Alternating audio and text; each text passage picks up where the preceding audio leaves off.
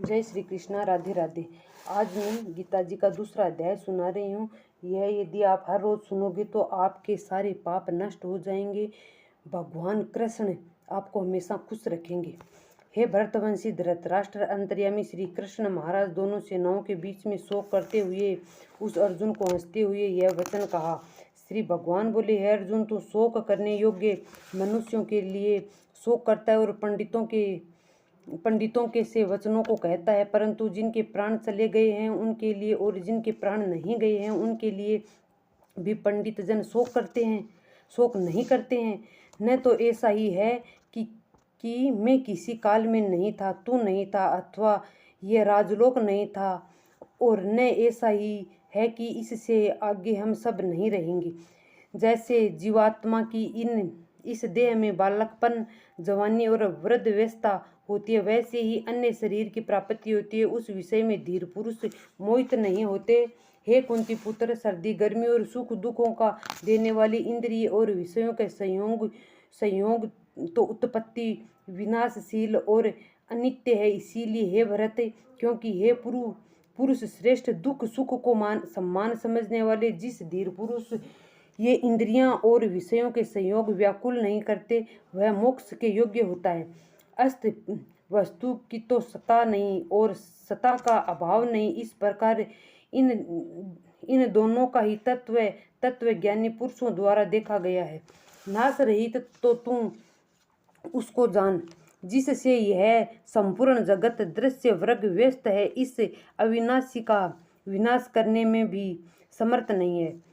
इस नाश रहित अप्रिय नित्य रूप जीवात्मा के ये सब शरीर नाशवान कहे गए। इसीलिए हे भरतवंशी अर्जुन, तू युद्ध कर।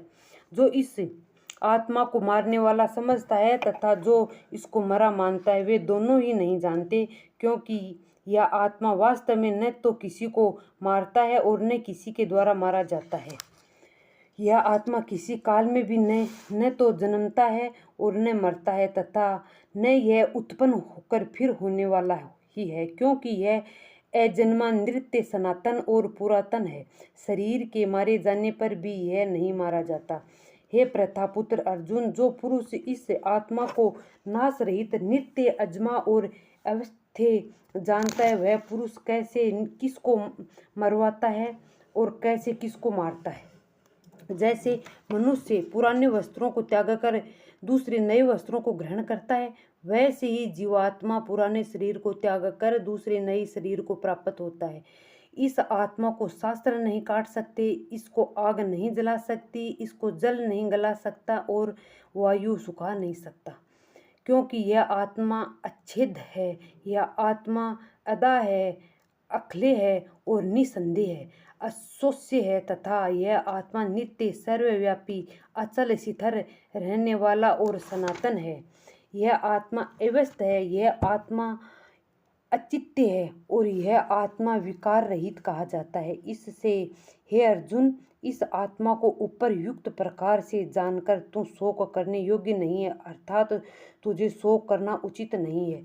किंतु यदि तू इस आत्मा को सदा जन्मने वाला तथा सदा मरने वाला मानता हो तो भी हे महाबाहु, तो इस प्रकार शोक करने योग्य नहीं है, क्योंकि इस आत्मा के अनुसार जन्मे हुए की मृत्यु निश्चित है और मरे हुए का जन्म निश्चित है।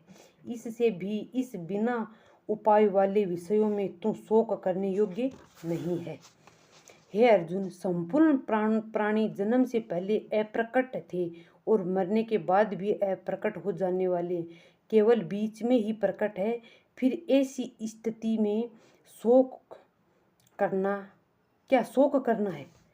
कोई एक महापुरुष ही इस आत्मा को आश्चर्यजनक की भांति देखता है और वैसे ही दूसरा कोई महापुरुष ही है जिसका तत्व का आचार्य की भांति वर्णन करता है, तथा दूसरा कोई अधिकारी पुरुष ही है जिसे आश्चर्य की भांति सुनता है और कोई तो सुनकर भी इसको नहीं जानता।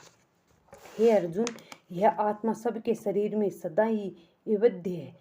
इस कारण संपूर्ण प्राणियों के लिए तू शोक करने योग्य नहीं है, तथा अपने धर्म को देखकर भी तू भय करने योग्य नहीं है, अर्थात तुझे भय नहीं करना चाहिए, क्योंकि क्षत्रियों के लिए धर्मयुक्त युद्ध से बढ़कर दूसरा कोई कल्याणकारी कर्तव्य नहीं है। हे पार्थ, अपने आप प्राप्त हुए और खुले हुए स्वर्ग के द्वार रूप इस प्रकार के युद्ध को भाग्यवान क्षत्रिय लोग ही पाते हैं। किंतु यदि तू इस धर्मयुक्त युद्ध को नहीं करेगा तो स्वर्ग धर्म और कीर्ति को खोकर पाप को प्राप्त होगा तथा सब लोग तेरी बहुत काल तक रहने वाली आप कीर्ति का भी कथन करेंगे और माननीय पुरुष के लिए अपकीर्ति मरण से भी बढ़कर है और जिनकी दृष्टि में तू पहले बहुत सम्मानित होकर अब लघुता को प्राप्त होगा। हे महारथी लोग, तुझे भय के कारण युद्ध से हटा हुआ मानेंगे। तेरे वेरी लोग तेरे सामर्थ्य की निंदा करेंगे, तुझे बहुत से न कहने योग्य वचन भी कहेंगे। यदि अधिक दुख और क्या होगा, या तो तू युद्ध में मारा जाकर स्वर्ग को प्राप्त होगा अथवा संग्राम में जीतकर पृथ्वी का राज भोगेगा। इस कारण हे अर्जुन, तू युद्ध के लिए निश्चित होकर खड़ा हो जा। यह पराजय लाभ हानि और सुख दुख को सम्मान मानकर उसके बाद युद्ध के लिए तैयार हो जा। इस प्रकार युद्ध करने से तू पाप को नहीं प्राप्त होगा। हे पार्थ, यदि बुद्धि के लिए ज्ञान लोगों के विषय में कही गई और अब तू इसको कर्म योग के विषय में सुन। जिस बुद्धि से युक्त हुआ तू कर्म के बंधन को भली भांति त्याग देगा अर्थात सर्वथा नष्ट कर डालेगा। इस कर्म योग में आरंभ का अर्थात बीज का नाश नहीं है और उल्टा फल रूप दोष भी नहीं है, बल्कि इस कर्म योग रूप धर्म का थोड़ा सा भी साधन जन्म मृत्यु रूप महान भय से रक्षा कर लेता। हे अर्जुन, इस कर्म योग में निश्चय मिथ्या का बुद्धि ही होता है, किंतु शिथिल विचार वाले विवेकहीन सकाम मनुष्य की बुद्धियां निश्चित ही बहुत भेदों वाली और अनंत होती है। हे अर्जुन, भोगों में तन्मय हो रहा है जो कर्म फल के प्रशंसक वेद वाक्यों में ही प्रति रखते हैं, जिनकी बुद्धि में स्वर्ग ही परम पूज्य वस्तु है और जो स्वर्ग से बढ़कर दूसरी कोई वस्तु ही नहीं, ऐसा करने वाले हैं वे अविवेकी जन।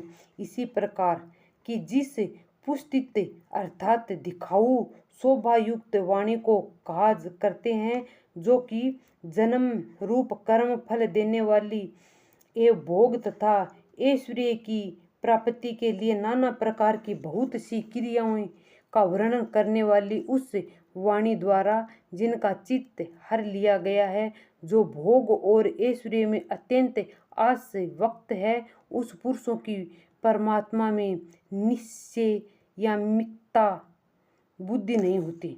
हे अर्जुन, वेद उपयुक्त प्रकार से तीनों गुणों के कार्य रूप समस्त भोगों एवं उनके साधनों का प्रतिपदा करने वाले हैं।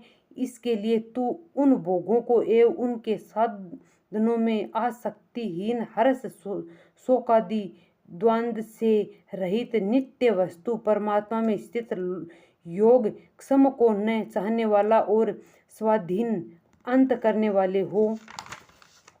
सब ओर से परिपूर्ण जलाशय के प्राप्त हो जाने पर छोटे जलाशय में मनुष्य का जितना प्रयोजन रहता है, ब्रह्मा को तत्व से जानने वाले ब्राह्मण का समस्त वेदों में उतना ही प्रयोजन रह जाता है। तेरा कर्म करने में ही अधिकार है, उसके फल में कभी नहीं। इसीलिए तू कर्मों को के फल का हेतु मत हो तथा तेरी कर्म न करने में भी आसक्ति न हो। हे धनंजय, तू आसक्ति को त्याग कर तथा सिद्धि और असिद्धि में समान बुद्धि वाला होकर योग में स्थित हुआ कर्तव्य कर्मों को कर्म समस्त ही योग कहलाएगा।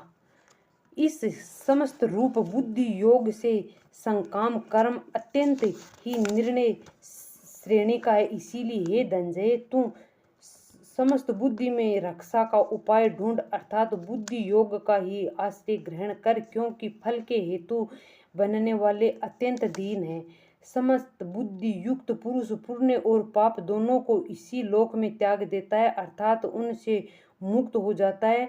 इससे तू समतत्व रूप योग में लगा जा। यह समतत्व रूप योग ही कर्मों में कुशलता है, अर्थात कर्म बुद्धि से छूटने वाला उपाय है। क्योंकि समबुद्धि से युक्त ज्ञानी जन कर्मों से उत्पन्न होने वाले फलों को त्याग कर जन्म रूप बंधन से मुक्त हो निर्वाकार परम पद को प्राप्त हो जाते हैं। जिस काल में तेरी बुद्धि मोह रूप दल को भली भांति पार कर जाएगी, उस समय तू सुने हुए और उनमें आने वाले इस लोक और परलोक संबंधी सभी भोगों से वैराग्य को प्राप्त हो जाएगा। भांति भांति के वचनों को सुनने से विचलित हुई तेरी बुद्धि जब परमात्मा में अचल और स्थिर ठहर जाएगी, तब तू योगों को प्राप्त हो जाएगा, अर्थात तेरा परमात्मा से नित्य संयोग हो जाएगा। अर्जुन बोले, हे केशव, समाधि में स्थित परमात्मा को प्राप्त हुए स्थिर बुद्धि पुरुष क्या लक्षण है? वह स्थिर बुद्धि पुरुष कैसे बोलता है, कैसे बैठता है और कैसे चलता है? श्री भगवान बोले, हे अर्जुन, जिस काल में यह पुरुष मन में स्थिर संपूर्ण कामनाओं को भली भांति त्याग देता है और आत्मा से आत्मा में ही संतुष्ट रहता है, उस काल में वह स्थित प्रथ कहा जाता है। दुखों की प्राप्ति होने पर जिसके मन में उद्वेग नहीं होता, सुखों की प्राप्ति में जो सर्वथा निष्प्रह है तथा उसके राग भय और क्रोध नष्ट हो गए हैं, ऐसा मुनि स्थिर बुद्धि कहा जाता है। जो पुरुष सर्वत्र स्नेह रहित वह उस शुभ या अशुभ वस्तु को प्राप्त होकर न प्रसन्न होता है और न द्वेष करता है, उसकी बुद्धि स्थिर है। और कछुआ सब औरों से अपने अंग को जैसे समेट लेता है, वैसे ही जब यह पुरुष इंद्रियों के विषयों से इंद्रियों को सब प्रकार से हटा लेता है, तब उसकी बुद्धि स्थिर है, ऐसा समझना चाहिए। इंद्रियों के द्वारा विषयों को ग्रहण न करने वाले पुरुष के भी केवल विषय तो निवृत्त हो जाते हैं, परंतु उसमें रहने वाली आसक्ति निवृत्त नहीं होती। इस स्थित प्रज्ञ पुरुष की तो आसक्ति भी परमात्मा का साक्षात्कार करके निवृत्त हो जाती है। हे अर्जुन, आसक्ति का नाश न होने के कारण हे प्रथम स्वाभाविक वाली इंद्रियां यत्न करते हुए बुद्धिमान पुरुष के मन को भी बलात् कर लेती है। इसीलिए साधकों को चाहिए कि वह उस संपूर्ण इंद्रियों को वश में करके समाहित चित्त हुआ मेरे प्राणय होकर ध्यान में बैठे, क्योंकि जिस पुरुष की इंद्रियां वश में होती है उसकी बुद्धि स्थिर हो जाती है। विषयों को चिंतन करने वाले पुरुष की उस विषयों में आसक्ति हो जाती है। आसक्ति में उन विषयों को कामना उत्पन्न होती है और कामना में विघ्न पड़ने से क्रोध उत्पन्न होता है। क्रोध से अत्यंत मूढ़ भाव उत्पन्न हो जाता है। मूढ़ भाव से समृद्धि में भ्रम हो जाता है। समृद्धि में भ्रम हो जाने से बुद्धि अर्थात ज्ञान शक्ति का नाश हो जाता है और बुद्धि का नाश हो जाने से यह पुरुष अपनी स्थिति से गिर जाता है। परंतु उस अधीन किए हुए अंतकरण करने वाला साधक अपने वश में की हुई राग द्वेष रहित इंद्रियों द्वारा विषयों में विचरण करता हुआ अंतकरण की प्रसन्नता को प्राप्त होता है। अंतकरण की प्रसन्नता होने पर इसके संपूर्ण दुखों का अभाव हो जाता है और उस प्रसन्नचित्त वाली कर्मयोगी की बुद्धि शीघ्र ही सब ओर से हटकर एक परमात्मा में ही भली भांति स्थिर हो जाती है। न जीते हुए मन और इंद्रियों वाला पुरुष में निश्चय मित्ति का बुद्धि नहीं होती और उस अयुक्त मनुष्य के अंतकरण में भावना भी नहीं होती तथा भावनाहीन मनुष्य को शांति नहीं मिलती। और शांतिहीन मनुष्य को सुख कैसे मिल सकता है? क्योंकि जैसे जल में चलने वाली नाव को वायु हर लेती है, वैसे ही विषयों में विचरती हुई इंद्रियों में से मन जिस इंद्रियों के साथ रहता है वह एक ही इंद्रिय है, इस अयुक्त पुरुष की बुद्धि को हर लेती है। यह दूसरा अध्याय समाप्त हुआ है। और अगला अध्याय मैं कल बताऊंगी। यदि अच्छा लगा तो कमेंट में जय श्री कृष्ण अवश्य लिखना।